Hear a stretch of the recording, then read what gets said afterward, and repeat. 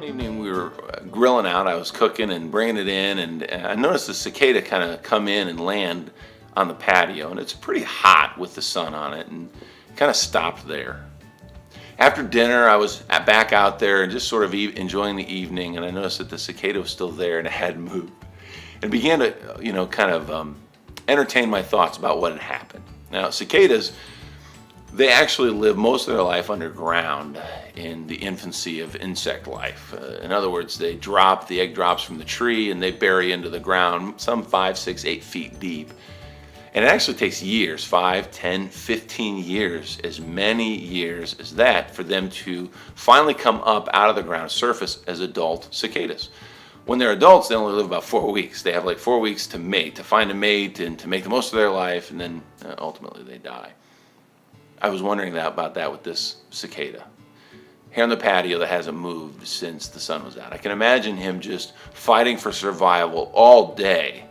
Their mating is in the evening, so here he is just trying to survive the day, and he lands on this hot surface, and it's almost as if he's just like, I give up, I'm done. Well, in that moment, I kind of kicked it, thinking, okay, we'll get it off of the cement and get it out of the way, and I flipped it over and it was still alive. And for however it stayed there, as long as it did without moving, it now decided it was kind of spooked.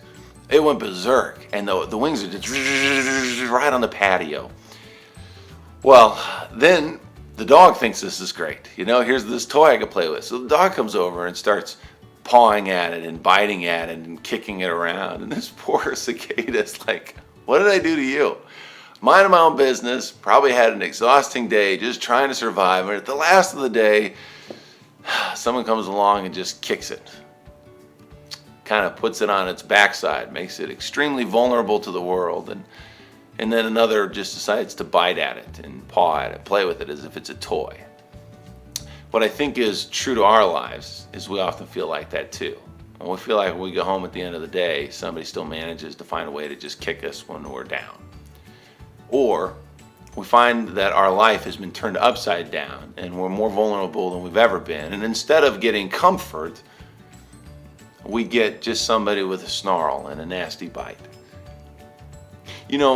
Those moments are very true to life. They're not foreign to God.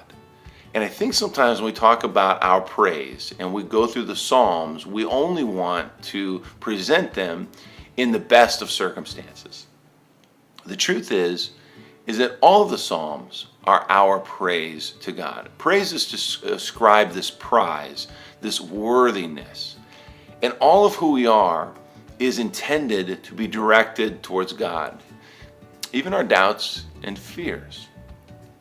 The lament of praise, this weeping and struggling and suffering when you can't make ends meet, when the unexpected happens, when you have terrible health concerns or you're not sure, there's the unexpected. God can listen. God can absorb that lament. And believe it or not, it ascribes great worth to God. We'll get to how that works, but there's a couple of pieces in the Bible that we will reflect on to remind us why the lament is in the Bible and how powerful it is. For example, most people read Lamentations 3:23, for his mercies are new every morning. If you've got a minute and you even pause this video, go to Lamentations 3. When you read the first of the chapter, it's not as warm fuzzy as his mercies are new every morning. It's more about this blame towards God. God, you are like a bear waiting in the hiding to come out and devour me. You pull back your bow to pierce me. It's this lament of, if God, you're there, why are you allowing these things to happen to me? And if you're allowing them, then in some way you're responsible for them. That's not uncommon in the scriptures. We don't like to think about our conversations with God with that kind of intensity, and certainly we don't want to blame God. That's wrong. But it is in scripture.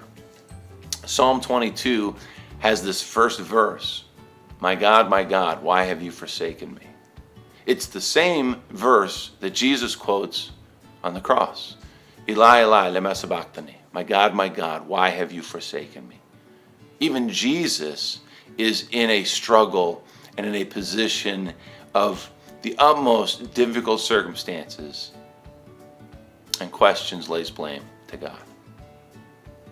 Psalm 42, what we sing as a wonderful psalm, says, as a deer, and then immediately turns to this, I am deeply discouraged.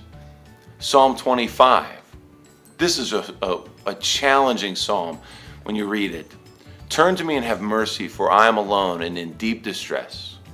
My problems go from bad to worse. I'd ask that you save me from them all. Feel my pain and see my trouble, and forgive my sins. The psalmist is lamenting what many of us might experience in depression, in seasons where we just isolate ourselves and feel overwhelmed about life circumstances.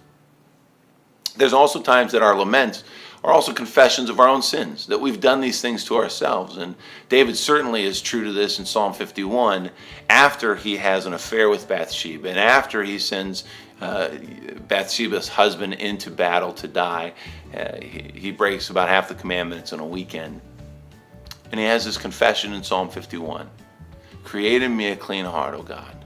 Renew a right spirit within me. Cast me not away, but restore unto me the joy of my salvation. Renew unto me a right spirit. There's this psalm, Psalm 44.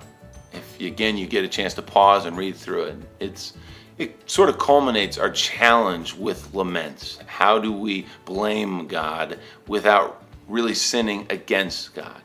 And there's a reason that this is important to understand, because in our shallow Christianity today, it's got to be either one. It's either that you are always right and good and warm fuzzies and happy, and if you're mad, it's your fault or it's somebody else's fault. You didn't dare direct that attention towards God. And yet, throughout Scripture, you're ignoring much of the laments in Scripture. And the reason I want to emphasize this is that it's not right so much for us to blame God. It's not what God intended. But if there is doubt and fear, or if there's just fear of the circumstances that you're in, it isn't wrong to question, in a way to ask, to say, God, why is this going on? If you're in charge, why is this happening to me? The reason that that's important in our lives is because there's often that happens, and we know that what's being said isn't really what we mean. Think of a husband and a wife who are having their first child, and the wife gets to the hospital and there's not enough time for an epidural, so there's no medicine, and she's going to have the natural birth with all the pain. So she looks at her husband and says, you did this to me. You made this come upon me. You're the reason I'm suffering. Is it true? Yeah. Is it the way if we're on the outside looking in, we don't know the circumstances and we hear about a wife blaming a husband? It could be reversed. There are many times that we're in situations that we go, I have no other reason other than to be angry today or be frustrated today. It's overwhelming me, and you have influence in my life. So I think to some extent you take responsibility for this. That's what the psalmist is saying in Psalm 44. There's this blame towards God. If you look at verse 9, it says, but now you have tossed us aside in dishonor. You've butchered us like sheep and scattered us among the nations. This is the time during the exile. The temple is destroyed, the city of Jerusalem. Most of the upper class of people have been shipped out to be slaves elsewhere. You let our neighbors mock us. We're an object of scorn and derision to those around us. You've made us the butt of their jokes. They shake their heads at us in scorn. We can't escape the constant humiliation. Shame is written across our faces. But here's the thing. Blaming God ascribes power to God. Especially if it's just the bubbling up of pain, of suffering, of struggle.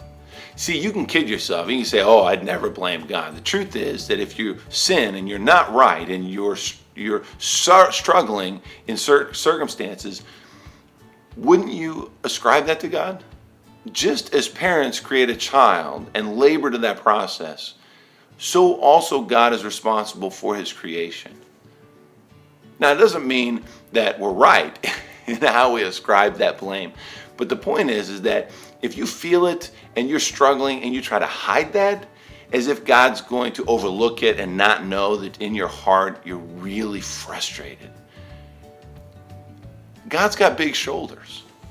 And oftentimes what we're saying isn't exactly what we mean. I shared a story this past week. Believe me, I have lamented in the last few weeks. We have a family situation of a loved one who's in the hospital, and it's just been ongoing and not getting a whole lot better. Things are stable, but when is it going to be the healing process to come home? But if you want something a little more humorous, going up to visit this child in the hospital, we are coming back from the hospital in Springfield, and Springfield decides that it's going to be under a flash flood warning. Of course, there's my wife and me and Stephanie and Bentley, so we've got a young mother and a 1-year-old and my wife and me. And as we're coming back, the floods get so bad that we can't find a road to get back out because they're all flooded. And finally, we choose a road that people are sort of navigating around. Other cars have gone through. And as we go through, the van stops. It's flooded out. This is the part that gets really interesting. I get out of the vehicle. I say, honey, you need to get into the driver's seat, put it in neutral. I got to push it out of the middle of the road. I get out. I'm in a foot of water. I get to the back of the van. My wife puts it in neutral. I push a little bit. I see brake lights. My head hits the back of the van. I say some not nice things. She doesn't have the window down, so I stomp through water. I knock nicely on the window. She rolls the window down. I say, what are you braking for? I can't see. I go, what do you have to see? We're not going 50 miles an hour. I can't push it that fast. It's pretty much just go straight. But there were other cars coming and going, so we are having it out. I go back, I start pushing again, brake lights, push, brake lights, push, brake lights. All right, so we get this. The best part's probably while we're pushing it, all of a sudden I get smacked in the face. I thought, what is going on? She turned the back windshield wiper on. Apparently she couldn't see me. And if I was trying to bark orders, and oh my goodness, we said some very not nice things to each other that night. Poor Stephanie and Bentley, and they see all of this. The point is that as much as we were frustrated with each other and we said things that were difficult because of the circumstances we were in, we didn't stay there. We just allowed ourselves to vent. We know those circumstances when you just need to cry out and let what is inside become what is outside of you. I think sometimes we overlook the Psalms and their lamenting power, because by blaming my wife in some of those moments, I'm also reflecting the fact that she has power in my life. That I am the one on the outside trying to push what seems to be the most impossible task, and she's the one in the driver's seat. And the truth is, there are many times in my life that my wife is in the driver's seat, and I surrender to some of the decisions that she makes, and vice versa. And those moments don't always work out. And they're not really because, and certainly not because of the van, they're not her fault. I only see it from my perspective, and that's the first person that I can blame. Because in that moment, that's the person who's probably the most powerful influence in my life. When you ascribe blame, you also ascribe power. The understanding in Scripture is to know that when it's a venting and a ridding you of your own emotions and struggle, you can't live in the blame. You can't camp out there. If you do, you'll become a cynic. You'll be a hardened heart, and you'll know. But if you process it with God, if you give Him what you would consider to be blame, what underneath is really your pain. And I promise you, God has broad enough shoulders. If you give Him the blame, what He ultimately will take from you is your pain. If you disagree with this sermon, just know how powerful the cross is. The cross is literally your confession to say, God, I put this on you. Can you really avoid that? If you do, you'll try to do everything yourself. But if you say, Jesus, I put this on you, believe me, He has pretty broad shoulders. He'll come through on the other side and bring you with Him. Amen.